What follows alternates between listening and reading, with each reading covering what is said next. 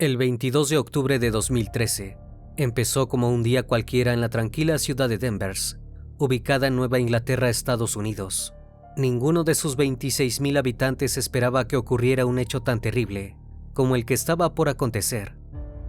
Al notar que su hijo no había regresado de la escuela, a las 6:43 de la tarde, Diana Chisholm decidió llamar a la policía. Esa misma noche, las autoridades se enteraron no solo de la desaparición del joven de 14 años, sino también de su profesora de 24 años.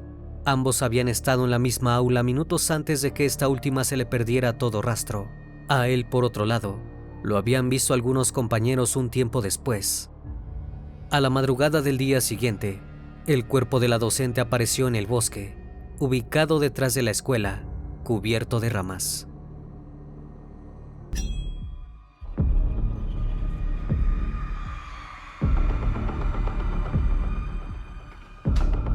El criminalista nocturno.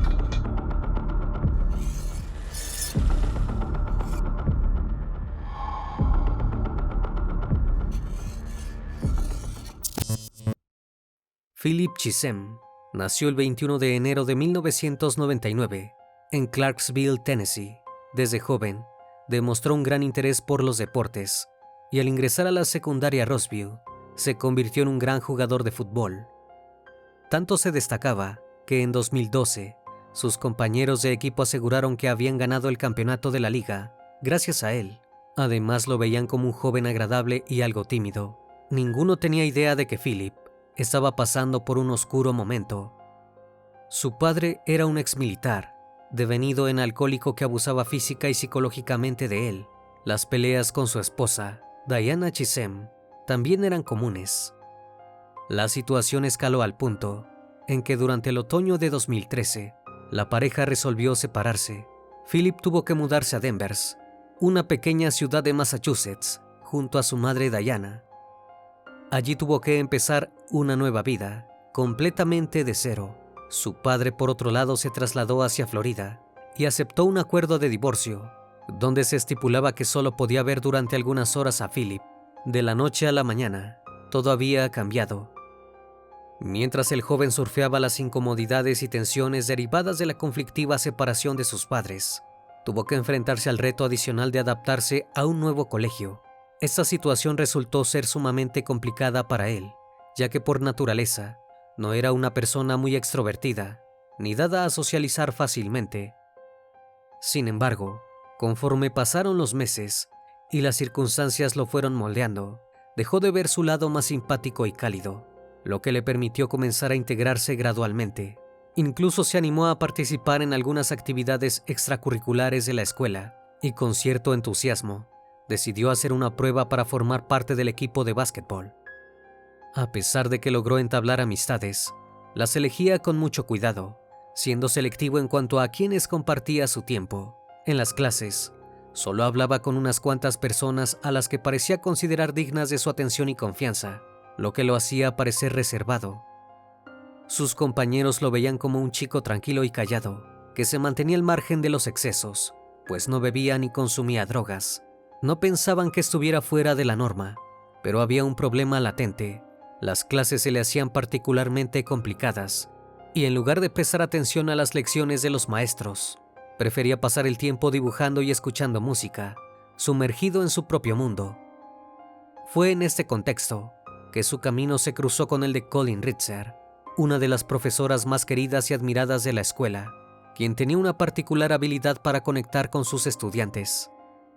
Desde muy joven, Colin había soñado con ser maestra. A medida que fue creciendo, comenzó a destacar en matemáticas, por lo que decidió que esa sería su vocación durante el resto de su vida. En 2011, la joven se graduó magna cum laude, es decir, el rango académico máximo, en el Assumption College de Worcester, Massachusetts. Obtuvo el título en matemáticas y una especialización en educación secundaria. Ese mismo año, comenzó a trabajar enseñando matemáticas de 8º grado. Sus colegas no tardaron en notar el genuino interés que tenía por sus estudiantes. Todos los días, Colin se quedaba después de clases ayudando a quienes tenían dificultades. En 2012, empezó a enseñar geometría y álgebra En la escuela secundaria Denvers, utilizaba con frecuencia las redes sociales para interactuar con sus estudiantes adolescentes y transmitirles su pasión. Tenemos una semana escolar por delante. Eso solo puede significar una cosa: mucha diversión matemática, escribió en una ocasión. Además, se describía a sí misma en su perfil de Twitter como una profesora de matemáticas demasiado entusiasmada con los temas que estaba enseñando. Siempre lograba su cometido. Sus estudiantes la admiraban y esperaban con ansia sus clases. Cuando Philip ingresó en la institución, la joven no tardó en notar sus dificultades para el aprendizaje. Sabía que el adolescente estaba atravesando un mal momento personal y que solo necesitaba un empujón para volver a enfocarse en las clases. Pero a diferencia del resto, Philip no estaba para nada interesado en lo que su profesora podía ofrecerle. La mañana del 22 de octubre de 2013, el joven llegó al Denvers High School con varias bolsas que dejó en su casillero.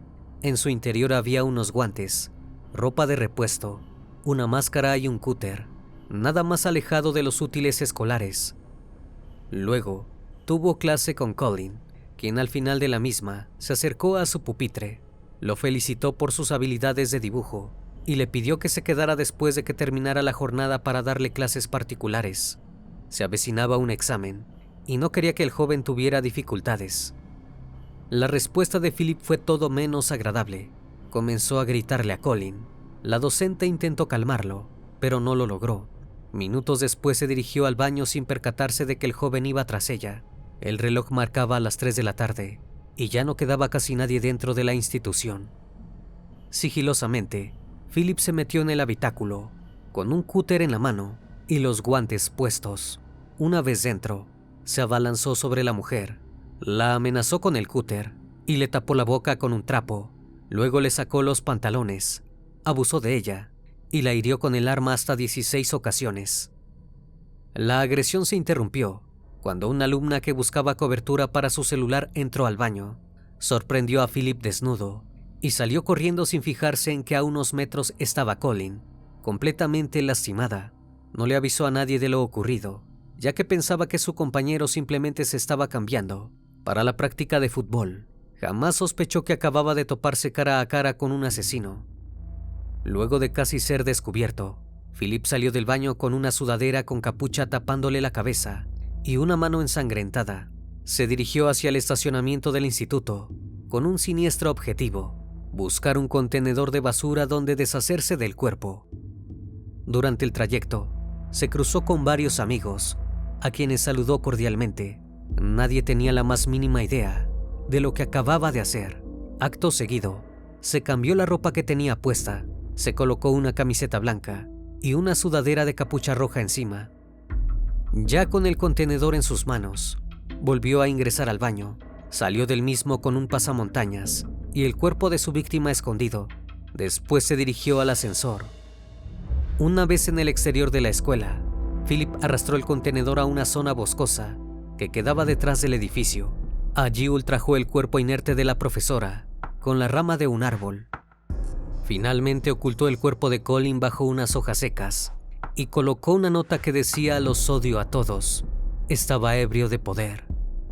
Regresó al instituto como si nada hubiera pasado, aunque su vestimenta lo delataba. Nadie se percató de esto, así que pudo recoger las cosas de su taquilla muy tranquilamente y huir del lugar. Pensó que eso había sido todo, pero no podía estar más equivocado. Horas después, la madre de Philip notó la ausencia de su hijo y se dirigió hacia la comisaría más cercana para realizar una denuncia por desaparición. Los compañeros de fútbol del joven también advirtieron que no se presentó a la práctica. Comenzaron a buscarlo, realmente muy preocupados. Mientras tanto, los policías hicieron que la compañía de telefonía móvil del adolescente señalara la ubicación de su celular. La misma arrojó que estaba en las inmediaciones de Hollywood East Theater. Los investigadores se dirigieron hacia allí y descubrieron que Philip había comprado una entrada de cine antes de irse.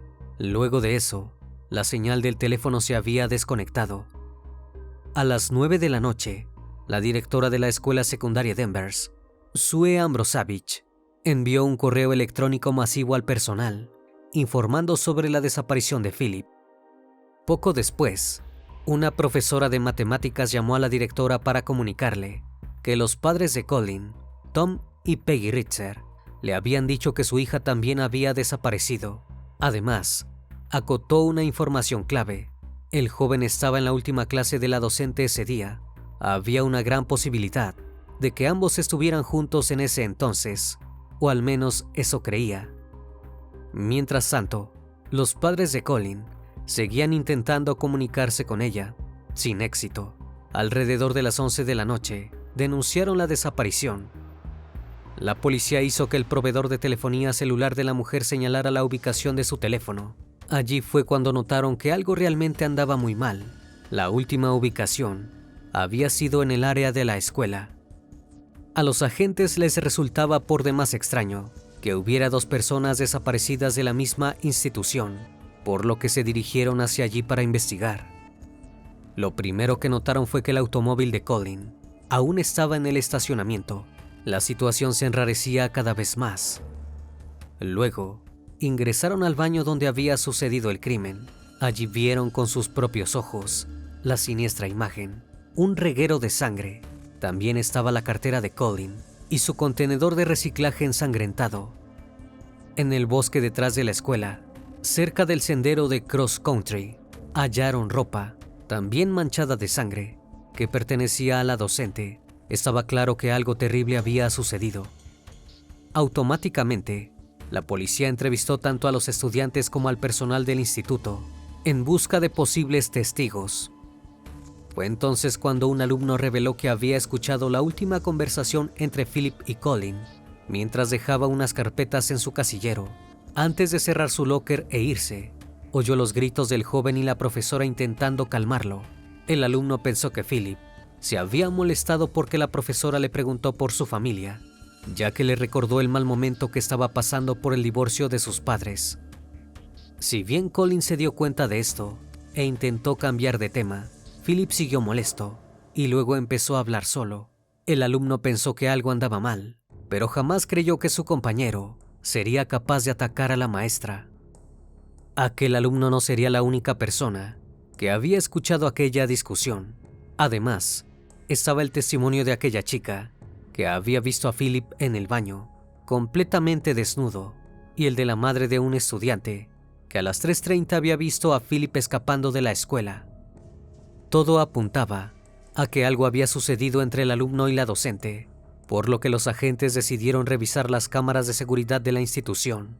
Creían que así podrían reconstruir el rompecabezas de lo acontecido durante las horas previas a la desaparición de ambos. Las grabaciones mostraron cómo Philip llegaba a la escuela durante la mañana del 22 de octubre, con varias bolsas que colocó en su casillero. A las 2:54 se podía ver a Colin saliendo del aula A209 para dirigirse hacia el baño de mujeres del segundo piso, y un minuto después, a Philip caminando hacia el pasillo, mirando a su profesora. Luego, este regresaba al salón de clases y salía nuevamente con una capucha sobre la cabeza. Seguía los mismos pasos que Colin, y mientras entraba al baño, se puso unos guantes. A las 3:06, una estudiante entraba al baño y salía rápidamente. Un minuto después, Philip salía del baño con una capucha sobre la cabeza y caminaba hacia el estacionamiento. Cuando regresaba al baño, 2 minutos después, vestía una camiseta blanca. A los minutos, entraba al aula con una sudadera roja con una capucha diferente sobre la cabeza, y a las 3:16, volvía a ingresar al baño con un contenedor de reciclaje. A las 3:22, las cámaras lo captaban nuevamente, con la camiseta blanca y con un pasamontañas, llevando el contenedor hacia un ascensor. Luego se dirigía hacia el estacionamiento para estudiantes. Más tarde, se le podía ver regresando a la escuela, entrar al baño y cambiarse. En esta ocasión se le veía descalzo y con una sudadera negra. Al terminar de ver las imágenes, los agentes tenían una certeza: Colin entraba al baño y no volvía a salir, mientras que Philip lo hacía varias veces, con ropa diferente y empujando un contenedor de basura. Eso, sumado a que en el lavabo habían hallado manchas de sangre, solo podía significar una cosa: Colleen había sido asesinada y Philip era el único sospechoso. Los agentes se pusieron manos a la obra para localizar al joven, que seguía sin aparecer. Siguieron el rastro de las cámaras de seguridad del exterior de la escuela y de la calle, además de vigilar los movimientos en la cuenta bancaria de la profesora. Philip había robado la cartera de Colleen con las tarjetas de crédito, por lo que era probable que ya hubiera sacado provecho. Y sus sospechas eran acertadas. La cuenta de la docente había sido utilizada para pagar una hamburguesa, unas papas fritas y una bebida en un establecimiento de comida rápida de Denver llamado BJ's Wholesale Club. Además, había adquirido una entrada de cine para ver la película Gravity, tal y como indicaban los movimientos de su teléfono celular, que lo situaban en el cine después del crimen. Mientras la policía intentaba dar con su paradero, el destino se topó con el joven asesino.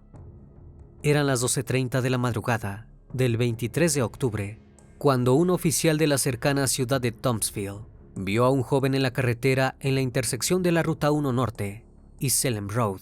Era Philip, que deambulaba sin destino aparente. El agente sabía que un chico muy parecido físicamente había sido reportado como desaparecido, así que procedió a interrogarlo. Fue entonces cuando encontró la tarjeta de crédito y la licencia de conducir de Colleen. Y esto no era todo. El muchacho todavía tenía sangre por todas partes, sobre todo en el pantalón. Philip fue llevado a la comisaría local, donde revisaron su mochila y encontraron el bolso y la ropa interior de Colleen, junto con el cúter cubierto de sangre seca. Además notaron que en su ropa interior tenía rastros de semen y de líquido rojo.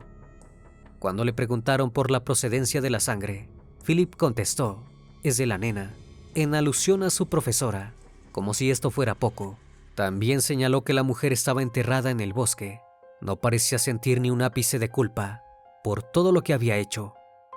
A las 3 de la madrugada, la policía llegó al bosque ubicado detrás de la escuela secundaria Denvers. Después de un rato de búsqueda, se toparon con un montón de hojas y escombros. Pensaron que era una simple pila, pero cuando estaban a punto de marcharse, un oficial vislumbró un dedo pulgar con la uña pintada con esmalte rosado que sobresalía entre las hojas secas. Al levantarlas, vieron la siniestra imagen. El cuerpo de Colleen yacía en posición de cúbito dorsal, con una rama insertada en sus partes íntimas y la garganta cortada. Había sido brutalmente golpeada.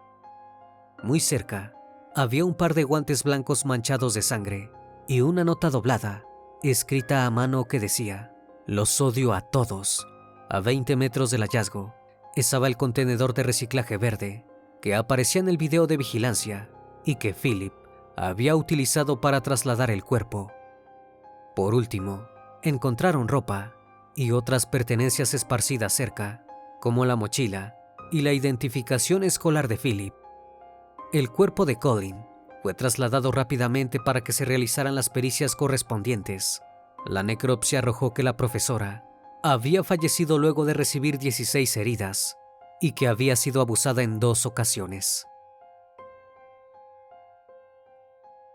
Philip fue acusado en el instante de abuso agravado, robo a mano armada y asesinato en primer grado.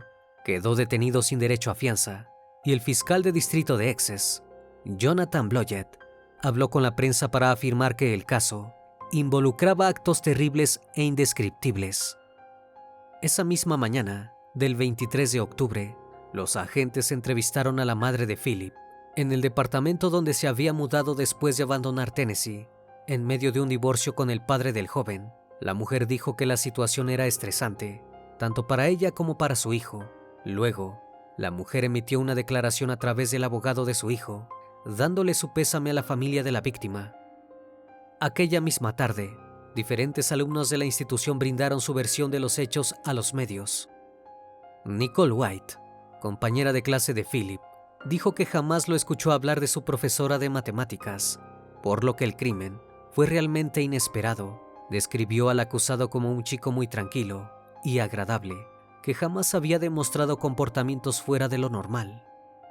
Kyle Cahill, un estudiante de tercer año de la escuela, dijo que Philip era muy reservado, pero que probablemente se debía a que era nuevo en la ciudad. El tío de Philip fue aún más lejos en su declaración.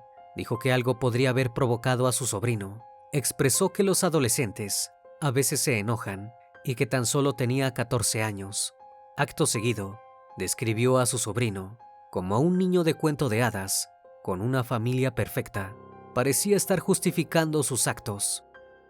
El entrenador del ex equipo de fútbol de Philip adoptó la misma postura. Expresó que quería saber toda la historia antes de juzgar al joven. Riley Doyle, otra compañera de clase, añadió que lo único que quería era obtener respuestas. No entendía por qué alguien asesinaría a Colin, que era una persona agradable, amable y de buen corazón. Lo mismo opinaba la familia de la víctima, que estaba pasando por un terrible luto. El 28 de octubre de 2013, se llevó a cabo el funeral de Colin en la iglesia de San Agustín de Endover, un evento que conmovió profundamente a la comunidad.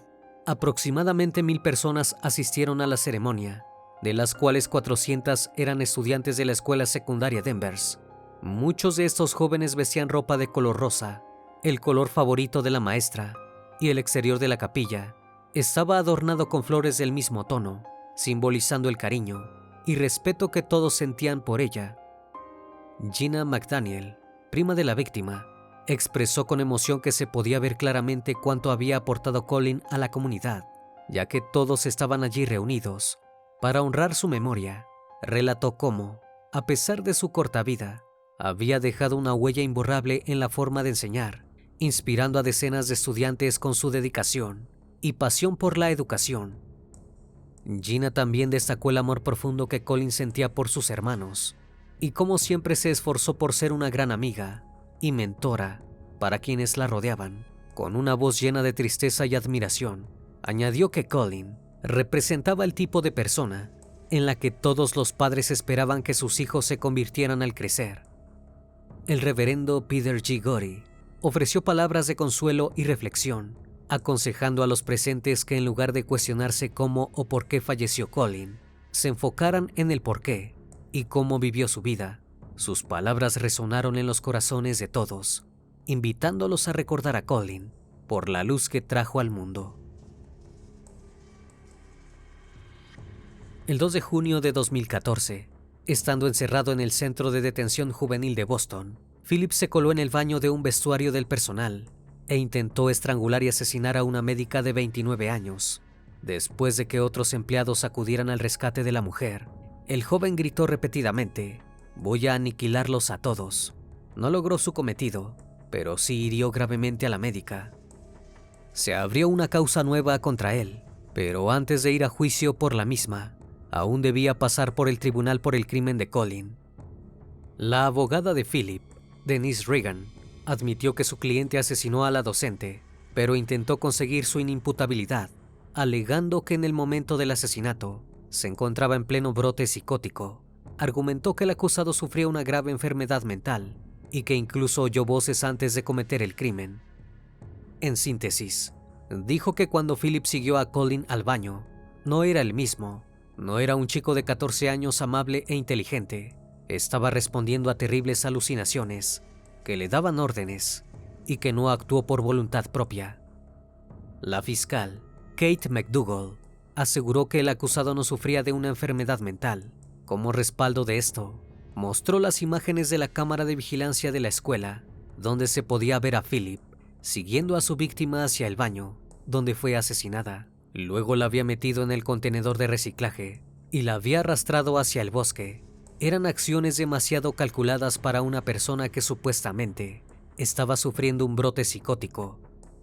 Además, estaba el hecho de que el chico fue capaz de charlar con amigos tras cometer el crimen.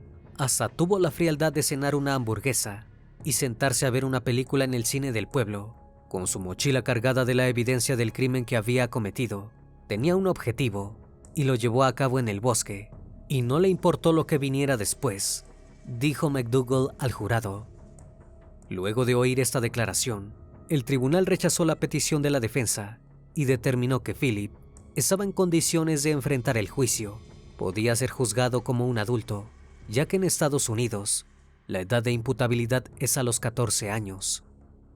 El 15 de diciembre de 2015, un jurado encontró culpable de asesinato en primer grado, abuso agravado y robo a mano armada a Philip. Mientras el juez David Lowy leía la sentencia en voz alta, el imputado permaneció de pie, esposado y con el rostro inexpresivo.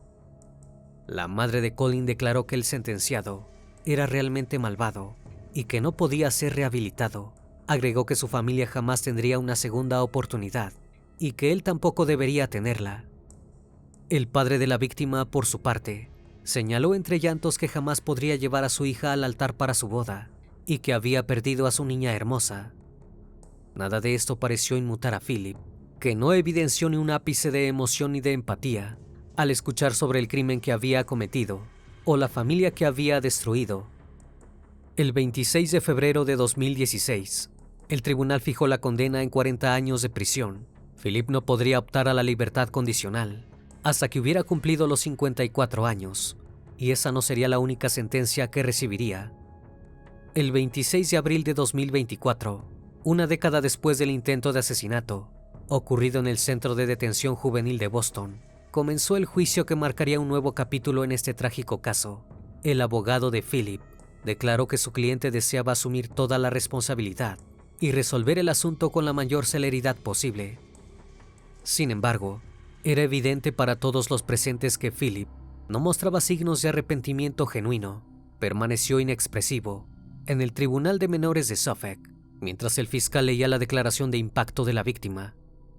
La médica que testificó describió a Philip con términos contundentes, llamándolo un monstruo, un asesino desprovisto de emociones. Expresó su convicción de que su intención había sido someterla a una brutal paliza y finalmente quitarle la vida. Cuando la mujer subió al estrado, compartió que el rostro del acusado continuaba atormentándola, manifestando el profundo trauma que le había causado. En su declaración, la médica recomendó enfáticamente a los tribunales que Philip permaneciera en prisión de por vida, sin posibilidad de dañar a nadie más.